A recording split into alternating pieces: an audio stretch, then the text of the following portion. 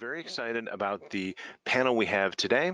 I am Ben Dillon, Chief Strategy Officer at Genetric, but more exciting, we have two incredible healthcare leaders from provider organizations who are joining us to tell their stories about recent redesigns.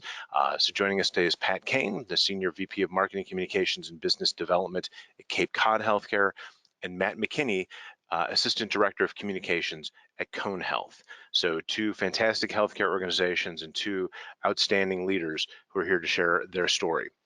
Before they do, though, I'm going to talk a little bit about some trends, some data we're seeing out there. I mentioned the survey already, and we are going to share some very preliminary results. We are actively crunching numbers. That's what I was doing just before I came here. That's what I'm going to be doing most of the rest of this afternoon. But we do have some preliminary results, particularly in the area around what we're talking about today, redesigns, redesign trends, what's important, some things like that we wanted to share just to provide some context around what's going on at an industry level before we dive into our two case studies. But I will reinforce the preliminary results. These numbers may change before publication. So one of the areas that we look at quite a bit is budgets. And so we look both at the overall marketing budget for an organization as well as the digital marketing budget for those organizations. We ask a variety of questions, but one of the things I wanted to dive into a little bit here was just, are those budgets getting bigger or smaller, and how do they get bigger or smaller in relation to one another? So overall, marketing budgets are holding fairly stable. Mostly the action there was in kind of the remain the same category, with a little bit of a bias to organizations increasing rather than decreasing, although we did see some of both in the overall marketing budget category. As we cross that, though, with digital marketing, we see a pattern starting to emerge, and I want to particularly focus your attention in this bottom left corner here. So these are organizations where the overall marketing budget is staying the same or decreasing. And when we look at those situations, and then look at how the digital marketing budgets are changing, they tend to increase even when budgets are holding steady or decreasing. So basically, we were continuing to see this trend where dollars are shifting from traditional to digital across our budgets. Not a real surprise, I think, for most of us, but it's nice to see some data that actually says, yes, this is not a fluke. This is not something we're just hearing about. Yes, in fact, we are seeing those shifts happening. Although I will say that we're seeing a little more decreasing in digital marketing budgets overall. Last year, I think 43% of organizations that had a decreasing overall marketing budget were still increasing their digital marketing budget. So we're seeing some of those decreases percolate into digital marketing budgets as well, but that's still a little more of a niche case. We also look quite a bit at where the redesign cycle is. Every organization goes through this, some number of years before you jump in and redesign things, and then you tend to step out of it and let that run for a period of time. We were at one point in time seeing a cycle that was around 3 to 4 years. That cycle had really stretched out as a lot of healthcare spending got very conservative and some things like that. Last year, we saw it compress again. We saw a big surge in the number of organizations redesigning last year, and we weren't sure if that was a trend where we were going to see a tighter cycle, or if we just happened to see sort of the bump coming through the snake, and afterwards we're back to kind of where we had been. And so looking this year at things, and looking particularly at that grand total column on the right, that's sort of the overall, we are seeing it stretch out a bit again. Only a little more than a quarter of organizations responding to the survey are planning a redesign process right now. Less than 17% are in the process of doing that right now. Although we do see almost a quarter that completed one recently. However, at that kind of cycling rate, we're still looking at maybe a 4, 5, even 6-year cycle around redesigns, kind of maybe coming back into play again here in the future, with maybe those occasional bursts where a bunch of organizations jump in, get things done in the same year, and then everybody kind of cruises back to that.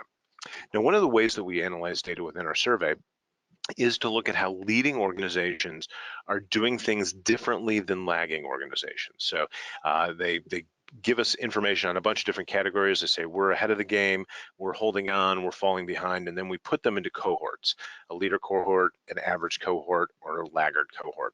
Now, sometimes these are sort of leading indicators, right? leaders are doing something, investing in some way, doing something better, and therefore that's why they feel like leaders. Sometimes, and this is I think one of those categories, it's kind of a lagging indicator. So I feel good about my website, I don't need to do a redesign right now. That feeling good about my digital efforts is part of why we consider ourselves a leader. And so the leaders are significantly less likely to be redesigning their website than other cohorts. And again, maybe that's not that surprising. They're focusing their energy and efforts in other places. However, for average organizations, for organizations that are falling behind, they do seem to see redesigns as a critical factor in catching up, making up some ground there. So we do see them much, much more likely to be redesigning their sites than leading organizations are. Although we do see that 29% of leading organizations have recently completed a website overhaul. So that may be part of what makes them feel good about where they're at today. We also ask a variety of questions around what's important, what's critical to success in different areas. This is a list of really goals or priorities for a site, not as tactical as an individual feature functions. And we asked organizations to indicate how important is this to your digital marketing success. And what we see here is that consumers and patients are really at the top of that list, right? Consumer experience, consumer engagement, patient recruiting, patient satisfaction, those were the top items in terms of that listed priority. At the bottom of the list, we see sort of all the other audiences represented: community relations, physician engagement, employee recruiting, fundraising.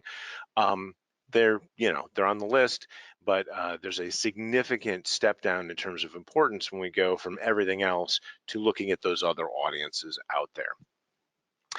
In the middle, we have our financial metrics, right? ROI, revenue, profitability. They're not so far behind that leading group, but they certainly are somewhat behind that leading group. Those financial metrics, a little less important in terms of that priority list. So that is the importance. Now we wanted to map that to how able are you to demonstrate that you're doing this thing, that you're accomplishing this, that you're getting a positive return or positive consumer engagement, those sorts of things. So if you're trying to figure out how I've sorted this bit of spaghetti here, it is based on the gap. And the item with the most gap is those financial metrics again. Return on investment, revenue, profitability, that's where our biggest gap items were. And we still have some challenges as well in areas like patient satisfaction, consumer experience, but the financial items were at the top of that list. Now, ROI gets a lot of play and a lot of discussion. So even though it sort of fell in the middle of the pack, that was an item that we dug into a little bit in the survey with some follow-up questions. And depending if people's respondents said that they were able to demonstrate positive ROI or were not able to demonstrate positive ROI, we asked some different follow-up questions. So for organizations not reporting ROI, we asked why not. And as we've seen in some past years when we've asked similar questions, the lack of tools and infrastructure is far and away the biggest hindrance to being able to report this information. That's a little bit surprising given how much, for instance, CRM implementations have grown in the past several years. We sort of expect that it's going to help to check that box, and as more organizations have tools in place, that should reduce the lack of tools, lack of infrastructure question, but it continues to stay strong. So I don't know if that's an indication that CRM implementations are really challenging, that organizations aren't getting to the point where it's giving them these kinds of answers. It's a little unclear if the kinds of marketing going on is not yielding very concrete conversion points that make it easier to track some of that revenue and hence the ROI associated with it. It's really sort of unclear where that failure is happening, but somewhere there's an inability to connect the dots, and the tools seem to be at the center of that. I think personally, though, the most interesting data point within this chart is the second reason that's listed for why organizations aren't reporting ROI. And the answer there was, from a third of folks, nobody's asking for it. Like, as much as we talk about it, as much as we hear, it's really critical to be able to do this. For a third of respondents, they said, well, we don't go through the pain because nobody seems to want it. And again, just really, really fascinating. Maybe not a surprise to you, but a continued surprise to me when I see data points like that. All right, last item I wanted to hit before we move on to our case studies, and that is looking at how leaders and laggards are doing some things differently. Where do they excel? So this is actually the list of items that we use for identifying who is in which group. So this is, I'm ahead of the game, I'm way ahead of the game, I'm behind, I'm way behind on each of these different areas. And we score these up and aggregate it all, and that's how we put individual respondents into one of these buckets. And last year when we did this exercise, content was the thing that leaders really said that they were outstanding at, and was really the biggest, or one of the biggest, gap areas between where leaders were and where everyone else was, from content marketing, content development kind of perspective. Those two things still are a particular strength of leaders. But this year, and this is a big move from last year, digital strategy pushed to the top of that list in a pretty significant way. And so as we go into our case studies here, we didn't want to do kind of a traditional redesign roundtable, but we wanted to have a increased focus on how organizations are keeping digital strategy and organizational strategy at the center of attention as they went through these redesign efforts. So with that kind of framing and thinking in mind, we're going to hand things over to Pat Kane from Cape Cod Healthcare, and he's going to walk us through their recent redesign, which launched just a couple of months ago, launched in January. So, Pat, the floor is yours. Thank you very much, Ben. Good afternoon, everyone. I'm Patrick Kane. I'm from Cape Cod Healthcare. As Ben mentioned, I'm glad to be with you today. Cape Cod Healthcare is, we're an hour south of Boston, 5,700 employees, $900 million in revenue, 2 hospitals, and about 13 business units altogether. Our basic strategic tenet is that it's all about our physicians. We compete with Boston hospitals, Massachusetts General, Brigham and Women, etc. And many of our physicians are trained there. So our strategic objective is to position our physicians as experts, put them out as the producers of our widget, and our widget is quality. So the website redesign centered around highlighting our physicians. It's all about our doctors.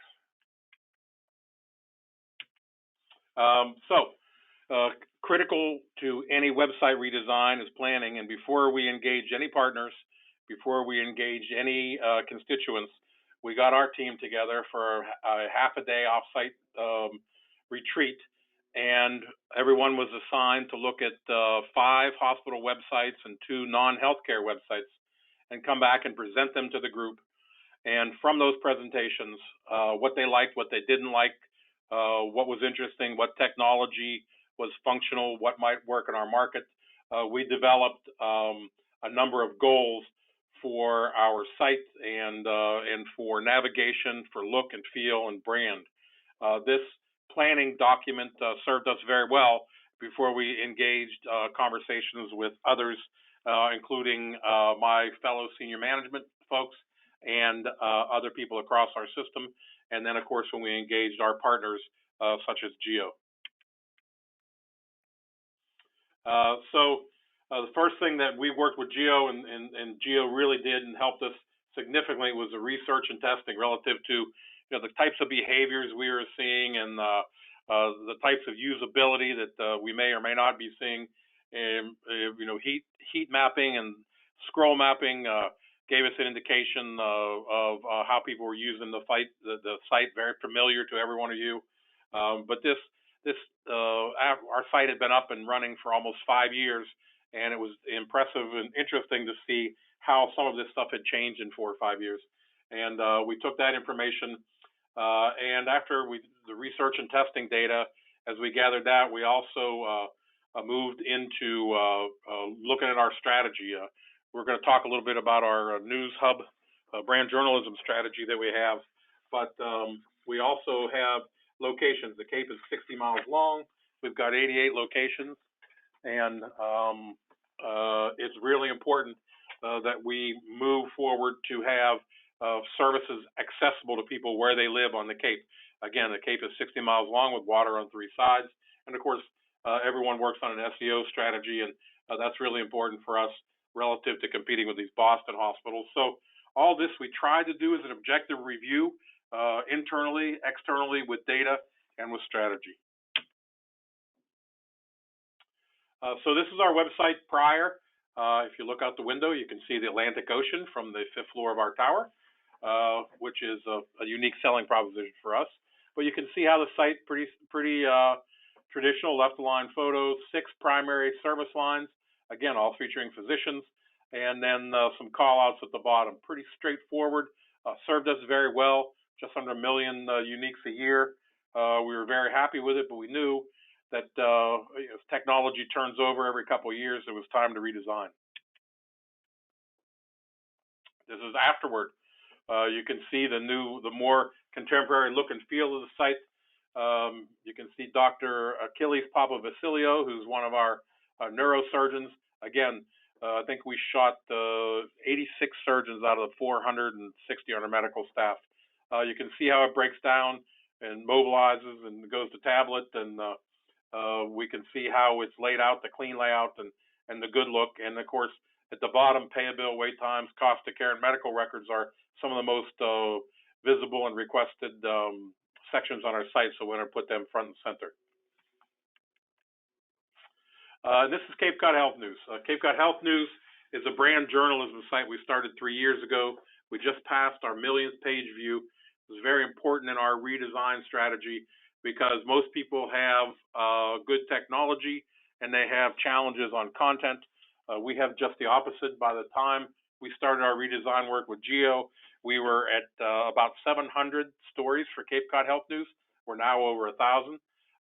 Cape Cod Health News stories are written by journalists in a lightly branded journalistic format rather than a marketing or advertising copywriting format.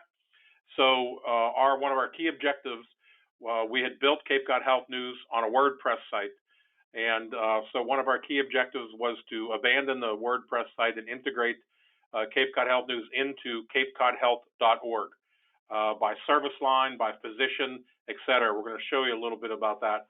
So that was really a key strategy and one that our friends at Geo were very helpful in helping us define and lay out.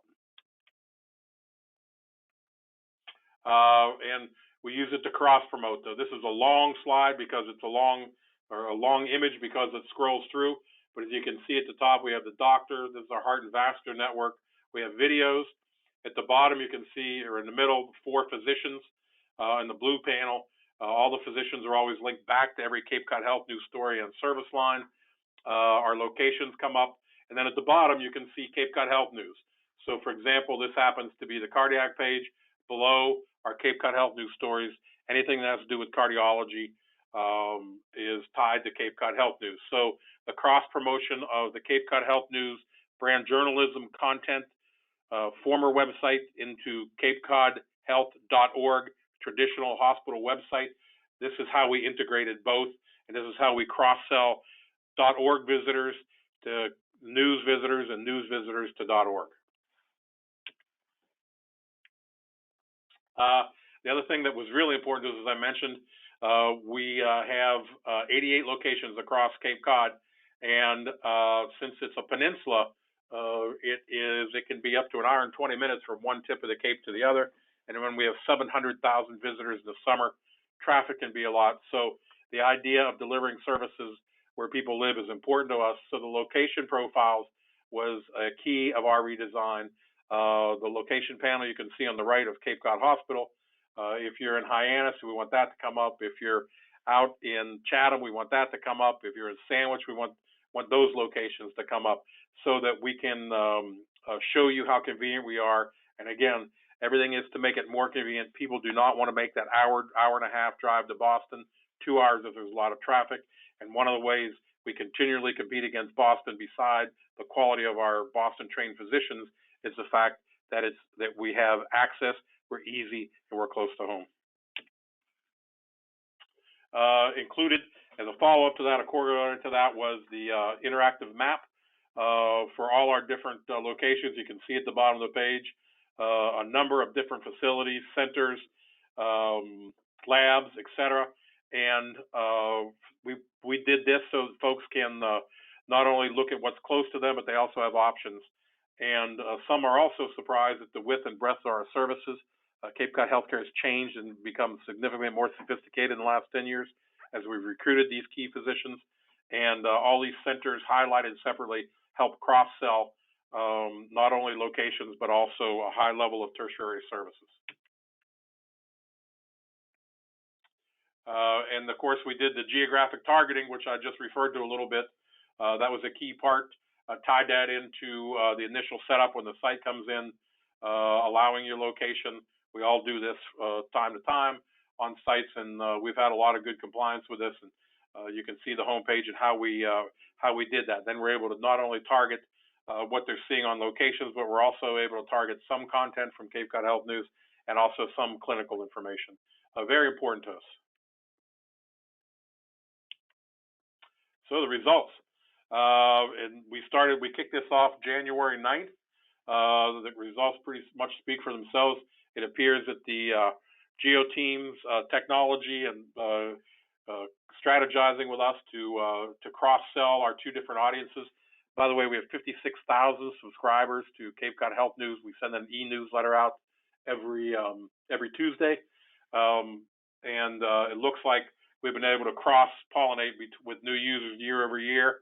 The sessions, bounce rate, as you can see, really impressive numbers. But one of the things we're really excited about is the keyword rankings, the content in the news stories about our physicians, because all Cape Cod Health News stories are about physicians tied into medical studies and other things and other developments are important. And so with these keyword rankings, that's really important that we're coming up and we're part of that conversation when they're looking for advanced techniques, new information, skilled surgeons, skilled physicians. So we're very, very pleased with this. And actually, I believe we have our first full quarter call next 2 weeks, and we're very anxious to see this. So it appears that our strategy to move our audiences the way we wanted to, our users the way we wanted to, and deliver a good experience is indicated by the bounce rate is working, and the fact that we can cross-sell our audience appears to be working.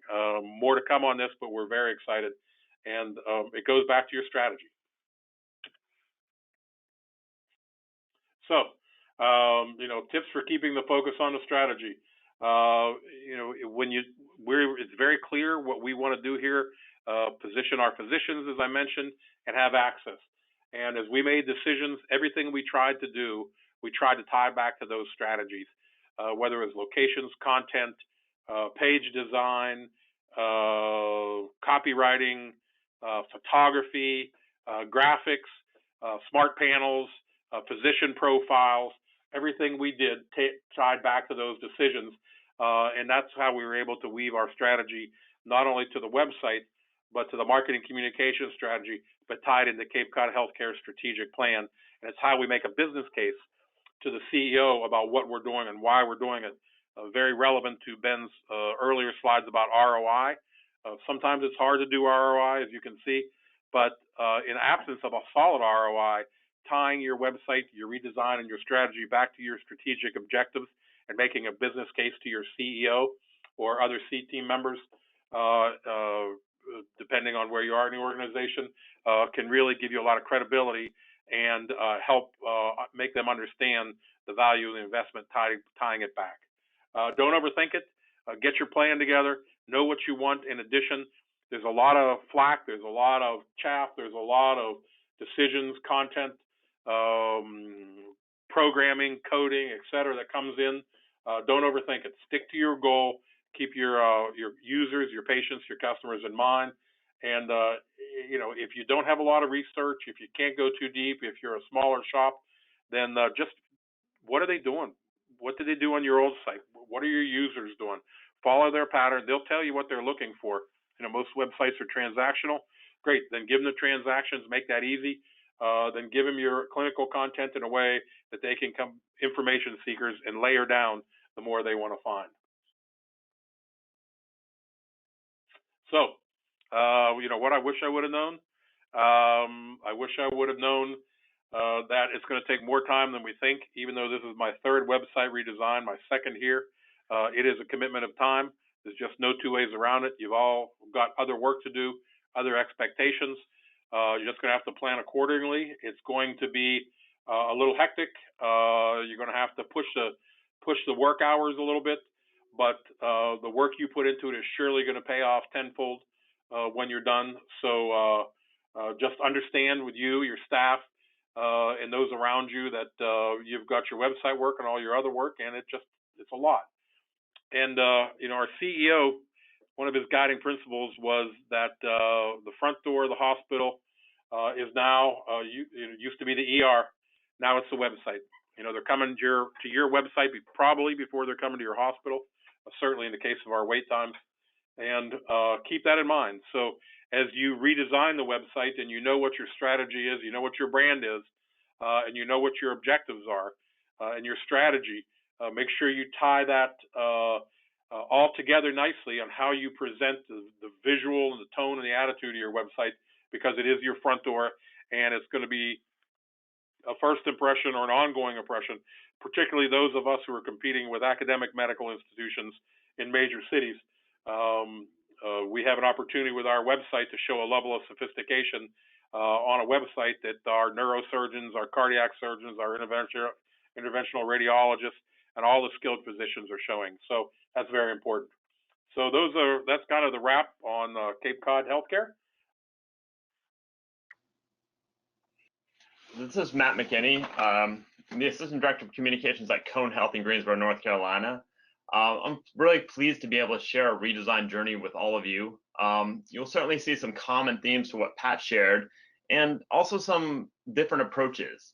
In my role, I'm responsible for the content and visual design of Cone Health's internal and external platforms, digital platforms, including our external-facing website and our employee intranet. In addition, I have strategic oversight for the social media channels here at Cone Health, video production, and other digital messaging platforms that serve our content marketing operations. So Cone Health is an integrated not-for-profit health system serving the residents of a 5-county area in central North Carolina, centered here in Greensboro, North Carolina. We have 12,000 employees, 1,300 physicians, and over 1,200 volunteers.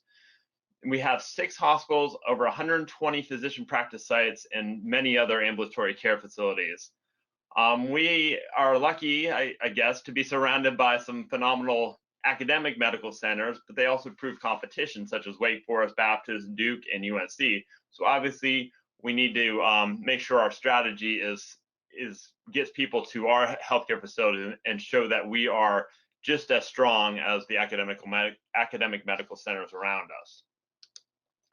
So when it came to our website redesign, our journey began in late 2017, and this came with the rollout of a new strategic vision for Cone Health. The strategic vision started with our commitments, our brand promise, we are right here with you, our purpose, because we exist to connect healthcare and well-being, and our vision, so that a tradition of health and well-being is woven into the fabric of our communities. In our vision, you'll notice a couple of keywords there, woven and fabric. Well, this is a nod to our textile heritage in this area, specifically that of our namesake, Moses H. Cone, whose denim legacy includes now familiar brands including Lee and Wrangler jeans. The philanthropy of the Cone family led to the health system we have today. So these commitments and our strategic vision overall served as the guidepost for our website redesign and most of the marketing and communications that we do today. So how do we incorporate that strategic vision and specifically our brand promise, we are right there with you, into a web redesign project? Well, we had to be right there with all of the key stakeholders that are going to make a difference on our web platforms. We wanted to engage patients and families and leadership and employees and providers. And so we did this in a couple different ways. We engaged the large segments of stakeholders, including our physician champions, to participate in an online survey about website usage and what they'd like to see from the Cone Health website. Sure, many of them had their pet projects and their service lines they wanted to be focal points, but we got some great data as far as what a large segment, specifically of our physicians, would like to see from the website. We also conducted some targeted in-person interviews with specific groups, including patient experience, our innovation team, and our virtual care team. In addition, we did some technical things, and with the help of Geonetric, we looked at heat map data of the website to understand how consumers engaged with specific areas and what areas were falling flat on on the website at the time. And as we went through the design process, we conducted user testing as well to ensure that we were still right there with our users as they navigated the website. It was very important for us to utilize this user testing and analysis to ensure that our messaging and our placement didn't confuse our users. We wanted to ensure the website provided a strong entry point to not only our services and providers, but our wellness-based content marketing efforts. So this was our previous design. It featured a traditional rotating banner at the top, but the analytics really showed that that did not get much engagement, especially beyond that first frame. And the whole front page was a bit busy and boxy, and there were just too many calls to action. We weren't telling people, or we weren't really guiding people to where to look. They were just clicking around to everything. So when we went to the new design, the new homepage is much more streamlined. It's a much more modern design that still allows us to feature specific and timely information. Let's take a closer look at that homepage. So I'm going to start on the bottom here, where it says I want to, the white I want to bar. With the new design, it was important to give our users a quick access to the things they were used to seeing: pay your bill, get medical records, find a job. That needed to be on this homepage as well as carry throughout the site. Those were identified with analytics and usability testing to determine where the high traffic points were. We wanted those to be front and center, and as I mentioned, carried throughout the site. Now, above that is something a little more unique. The blue banner area drives an important call to action for the patient. What type of care do you need at this moment? Or what type of care might you need in the future? It's really meant to be an educational tool that drives the user to action. The context and imagery changes as you roll over each care type. This really fits into a key strategic area for us: access to care, getting the consumer in the right place for the right care at the right place at the right time. Now, the main call to action is compare your care options. Let me explain that a little more. So when we started down the road of the compare your care options, that was done even before we went down the road of the website redesign. This was generated out of an effort to educate, especially our level 4 and 5 acuity ED users, that there's more cost-effective choices for their care. Obviously, we can't redirect them if they've already reached our hospital, so we want to educate them before they make those decisions. In addition, we're able to let the user compare the costs of some of our newer service, like Instacare and our virtual care options, which are much more consumer friendly from a cost standpoint, and that adds a level of transparency related to your out-of-pocket costs. So it's really part of an overall marketing initiative and a strategic initiative for Cone Health, and the website just fit perfectly into that road we were leading down. So let me take you back for a second to our commitments to explain the next redesign choice.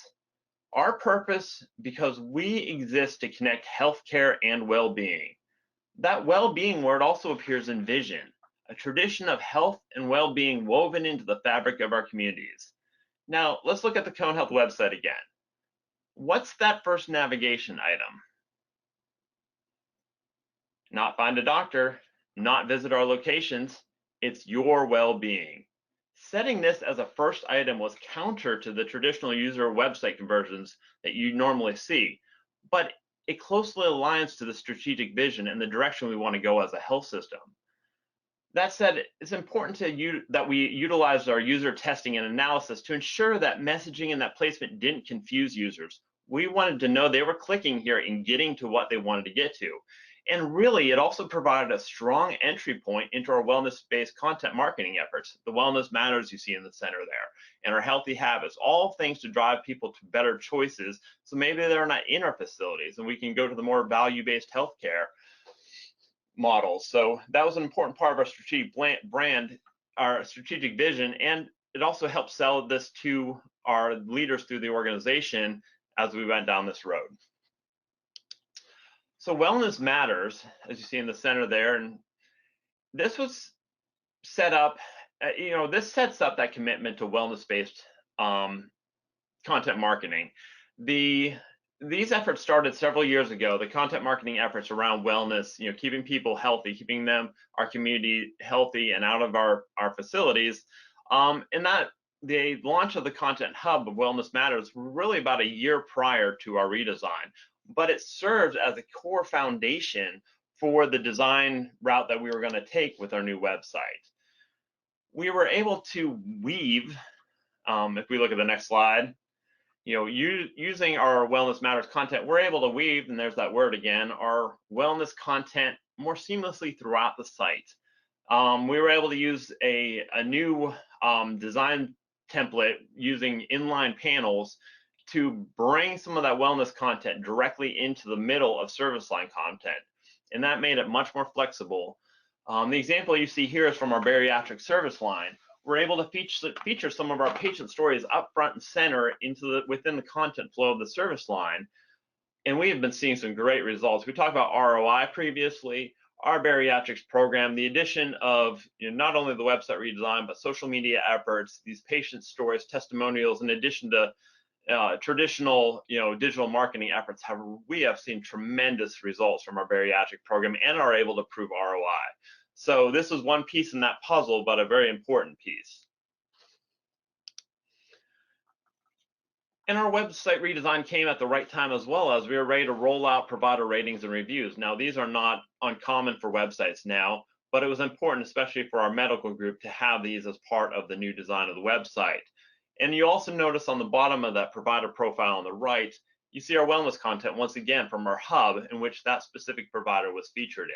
So this helps the provider engage in our content marketing efforts by knowing that the content they're engaged with will come right up on their profile and help the search optimization of that profile. Another user-centered focus of the redesign was the addition of personalization. Now, specifically, the website, for this website, it will ask you, just like Pat mentioned on his, what's your current location, or you can set a location. This allows things like the provider lists and the location list to be filtered to what's close to your location. But an even more important aspect of the personalization was that it really lays the groundwork for us for future enhancements of our website. What if we're able to use a zip code to showcase wellness content and activities that are specific to a user's neighborhood or hometown, right from our content hub or under your well-being? What if that same zip code could allow specific services at their community hospital or a local practice to be the focal point of content? Imagine a homepage that changes depending on what community you're accessing it from. So we serve a 5-county area. If somebody in Alamance County came to our website, eventually I'd like the personalization to notice they're in Alamance County and serve up the content from Alamance Regional Medical Center. That's their hometown hospital, and that will help engage them even further. These are just some of the ideas that we're thinking of in future states. So a redesign for us is never ending. We want to continue to evolve our website moving forward. Now for the results. So the redesigned site went live on October 17th of last year, and we could not be happier with the results. That compare your care options page, we call it right care or /right care. We launched this prior to the redesign. By making it front and center, we've already seen an 88% increase in page views to that site since the site has launched. Our service line pages have seen a 44% year-over-year increase, and this is because of some of our content marketing growth, as well as the addition of our drop-down menus on the main page that's allowing easier access into the service line content. This is a huge number, 1,121% increase in keywords in the top 100. This is due to the content and information architecture and the content efficiencies we were able to do through the redesign. We also have a very strong commitment to SEO that helps drive keywords, and our content marketing efforts overall help drive those keyword numbers up. And 60% increase in our Wellness Matters, our content hub traffic.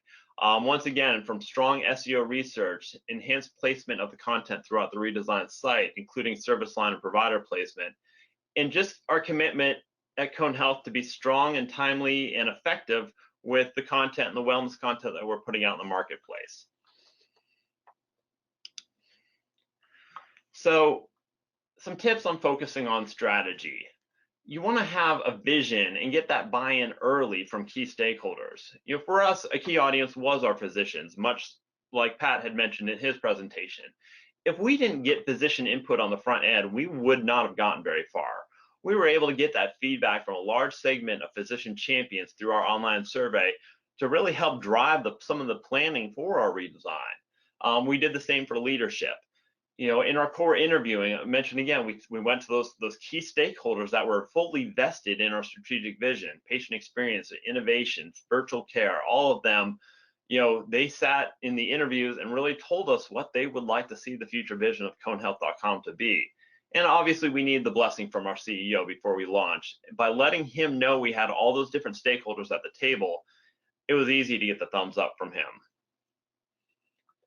So what I wish I would have known going in, it really comes down to this: don't try to take on too much yourself. I think as a redesigner, probably didn't give it maybe the same emphasis going in as maybe a full site launch. This was my first redesign on this site, but I had done a full site launch back in 2012. So I kind of scaled it back a little bit, at least from my thought process. Tried to take on too much of it alone, but quickly discovered that I needed help. I have some phenomenal colleagues here in the marketing communications department that were able to jump in and help, and also the geometric team related to content placement and testing. So don't take too much on yourself if you're the leader of your web efforts, and have the resources available and embed some efficiencies in the process, and you'll have a great redesign. We're going to move into the question and answer portion of the webinar here. So we've got a few coming in. So if you have more, please enter those in the questions box. But the first one here is wondering about some personalization. This person's wondering if either system uses personalization through cookies. For example, a new visitor sees one version of a homepage, but a returning visitor sees a customized version based on previous activity. Has that helped with content marketing by targeting different personas? No, we have not. We have not done that. At this point, it's under consideration, but no, not as of yet. And the same goes for us. As I mentioned, the personalization was very foundational here in this redesign, and all things are on the table for future revisions to optimize that personalization. Okay. Fantastic. Looks like I'm back up and running again. Sorry about that. So we had a couple questions around your different content marketing initiatives. Both of you have content hubs. It's become an increasing focus of your strategies. Well, I guess the first question is really, what are you doing to get more eyes on that content? What are you doing to get it out there and get more people viewing it? And then also some questions around how you're generating stories. What's your process look like for figuring out what to create? How's that getting created? Things like that. This is Pat. I can speak to the generation of content. We use something called newsjacking, where once or twice a week we have all of our freelancers get together on a phone call, and they pitch stories to us that they have found online, health information, studies, breaking developments, releases from the federal government, releases from universities. And those make up 75% of the stories. They pitch them to us, and then they interview our docs about the studies. That's primarily how we generate content. Secondly, we generate it internally. So, for example, we tie it to strategic objectives. Like right now, we're running a neurosciences campaign. So we asked our neurologists and neurosurgeons for some new developments, and we're doing stories about them.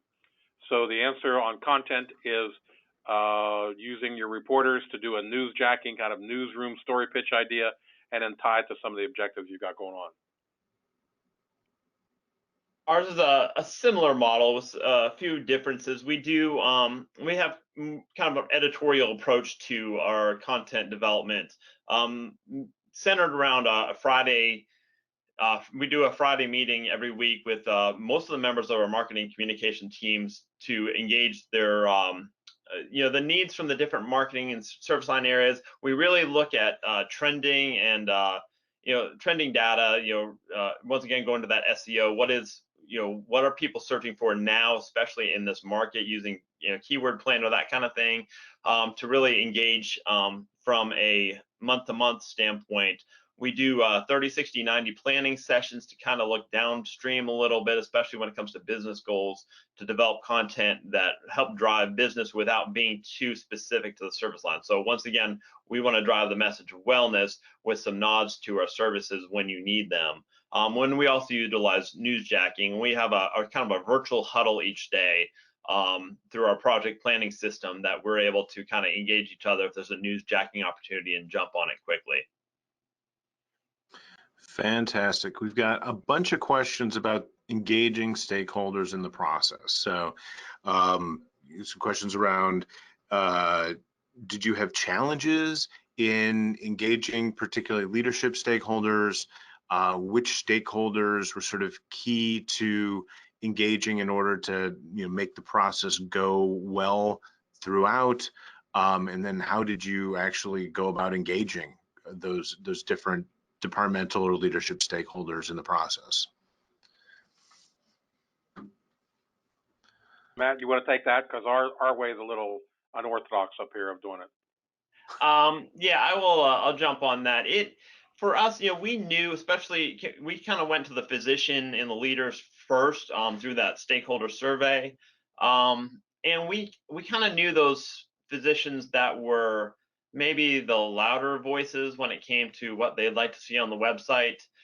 They had, like I said, a lot of them had their own pet projects, or just wanting some further optimization of their service lines. And we were able to sell the redesign as a strength to all, instead of just picking one or two service lines and optimizing those. We can do through the redesign and through their feedback. We are able to enhance the entire system-wide approach to conehealth.com. And so really getting those physician leaders and on board early, as well as engaging the leadership at the hospital levels,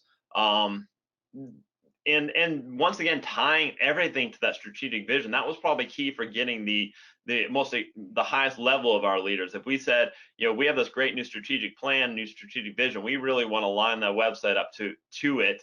That was a huge selling point. So it wasn't as difficult to get the stakeholders involved as you might think. We had worked go ahead.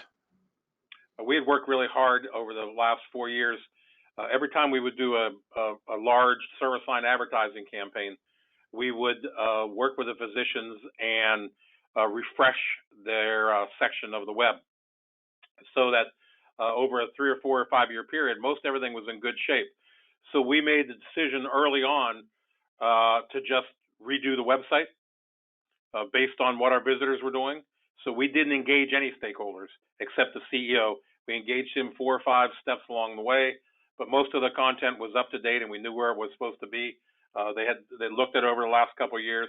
So we cut a lot of time and a lot of aggravation out by just charging forward, figuring that if anything was way out of whack, we'd hear about it after launch and would fix it. It kind of streamlined our process in terms of trying to track down 10, 12, 15 service line leaders at 2 different hospitals and build consensus.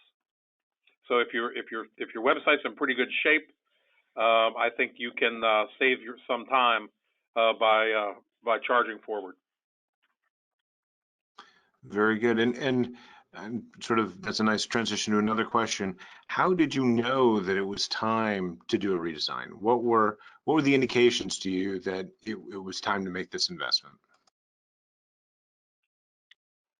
For us, it was it really, some of it came down to age. It had been going on to, I'm trying to even think, 6 years since we had launched the initial conehealth.com, and we had kind of tacked on here and there. Like I mentioned, we put the content hub together, but it didn't totally match the core design of the existing website. And so we were kind of, I don't want to say piecemealing things together, but just got to that point at 6 years. And once again, the launch of the new strategic vision and the desire to do especially the access points and the increased access to care, we were just it was just time.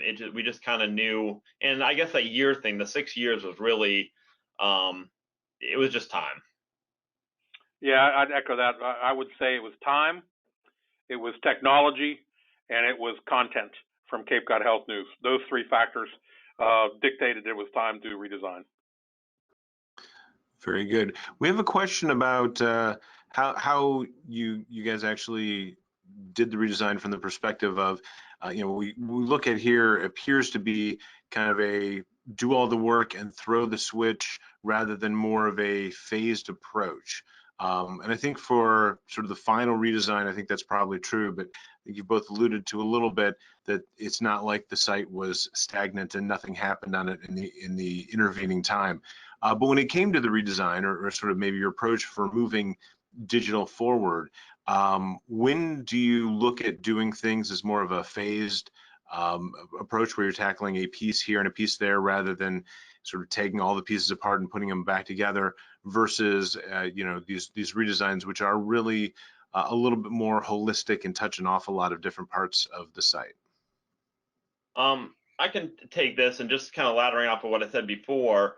For us, we were doing a phased approach. We had added our content hub. We had redesigned our provider profiles. We had done some enhancements over the years.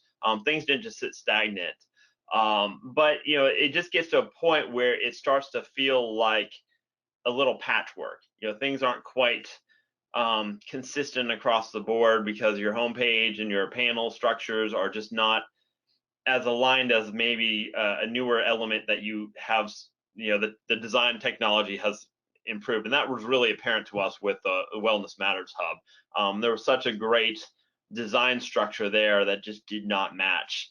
But it worked for us for the years that we had it prior to redesign, but there just came to a point where we want a little more cohesion across the board, and that we went full on redesign then.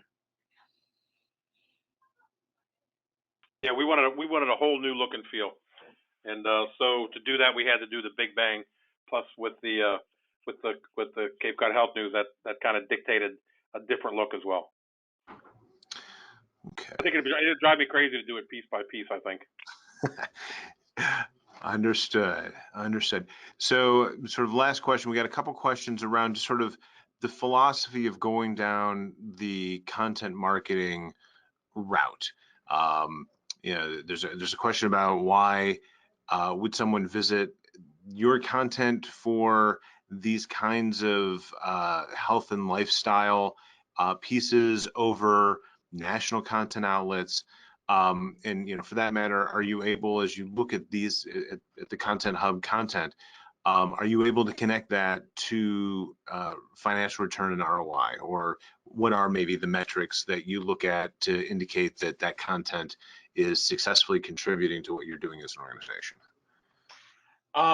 I'll take this just quickly. From a content marketing standpoint, it was really important for us to put our experts in the forefront, our providers to be the leaders. And we're not, I'm not looking to have our content be, clicks from Houston or New York or Dallas.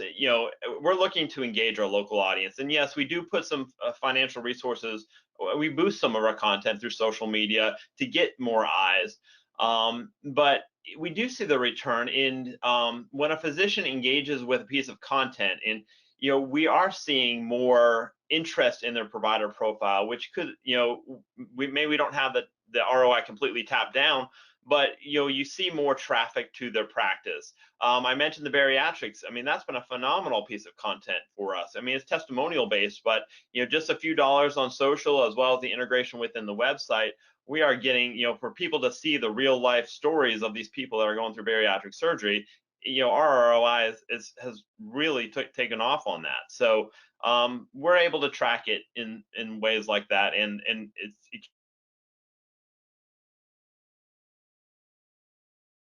continues to be valuable for us.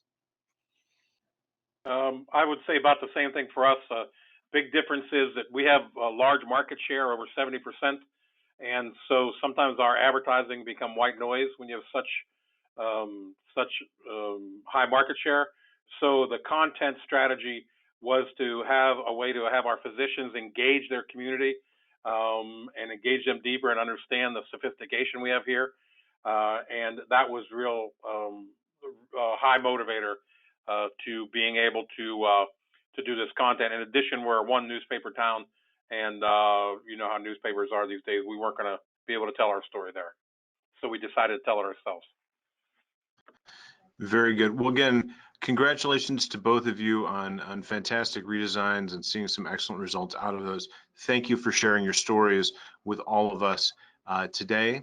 For those of you attending, if you are interested in being amongst the first to hear about the new survey ebook, as that is available, run out to genetric.com/waitlist, put your name on the list, and we'll make sure that you're getting information just as quickly as we have it coming out. And then also at the in the post-webinar survey, if you indicate that you'd like the takeaway this month is the Considering a Website Redesign ebook. It's a great resource if you're thinking about it and need a little bit of structure, a little bit of guidance, need some ideas on how to move forward and increase your chances of success with that process. So thanks again to everyone for joining us, and have a wonderful rest of the week.